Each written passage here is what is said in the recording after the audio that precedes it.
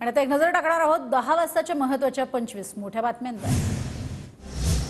पालकमंत्री मंगलप्रभात लोढा यांनी मनसे नेते बाळा नांदगावकरांच्या निवासस्थानी जाऊन घेतली भेट। मनसेने महायुतीला पाठिंबा जाहीर केल्यानंतर भाजप आणि मनसे नेत्यांची पहिलीच भेट।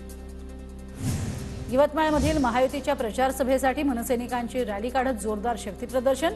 महायुतीला पाठिंबा दिल्यानंतर मनसे नेते राजू उंबरकरांसह अनेक मनसैनिकांकडून प्रचार। सांगलीतनं विशाल पाटलांनी निवडणूक लढवल्यास पाठिंबा देणार, वंचितचे अध्यक्ष प्रकाश आंबेडकरांकडून आश्वासन। ठाकरे गटाचे उमेदवार चंद्रहार पाटलांच्या प्रचारार्थ 15 एप्रिलला सांगलीत भव्य मेळावा। मेळाव्याला महाविकास आघाडीतील मोठे नेते उपस्थित असणार। धैर्यशील मोहिते पाटील उद्या शरद पवार गटात प्रवेश करणार। उद्या दुपारी 3 वाजता धैर्यशील मोहिते पाटील शरद पवार गटामध्ये प्रवेश करते होणार। कोल्हापुरात मुख्यमंत्री शिंदे आणि आमदार प्रकाश आवाडेंमधील बैठक संपली। प्रकाश आवाडे हातकणंगलेतनं लढण्यावर ठाम असल्याची माहिती।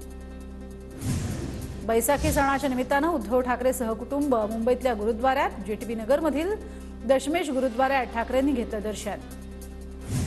जळगावमधील बीआरएसच्या जिल्हाध्यक्षांचा ठाकरे गटात प्रवेश। मुंबईत उद्धव ठाकरेंच्या उपस्थितीत लक्ष्मण पाटलांचा अनेक कार्यकर्त्यांचा शिवबंधन बांधत पक्षप्रवेश।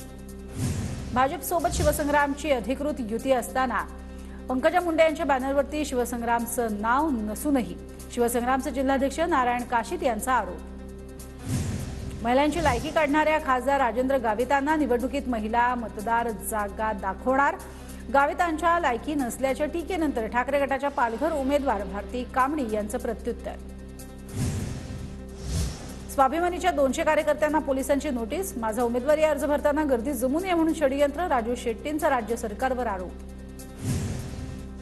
खासदार इम्तियाज जलील यांच्याकडून आदर्श सहकारी बँकेच्या ठेवीदारांसाठी शिरखुर्मा पार्टीचं आयोजन। बँकेनं बुडवलेल्या ठेवी मिळवून देण्यासाठी जलील यांनी केलं होतं आंदोलन।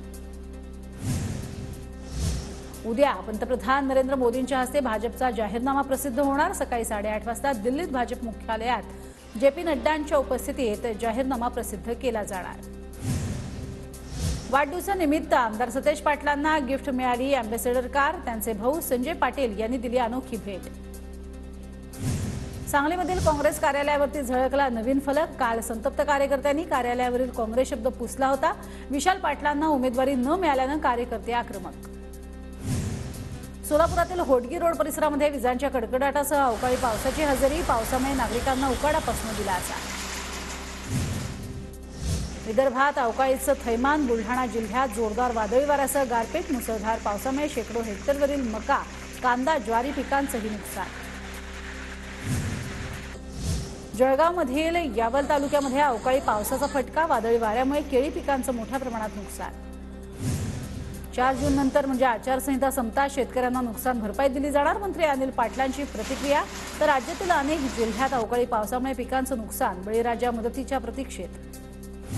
बुलढाण्यातील मेहकर तालुक्यात वादळी वाऱ्यासह पाऊस। वाऱ्यामुळे अनेक ठिकाणी झाडं पडली, विद्युत खांब कोसळले, नागरिकांची तारांबळ।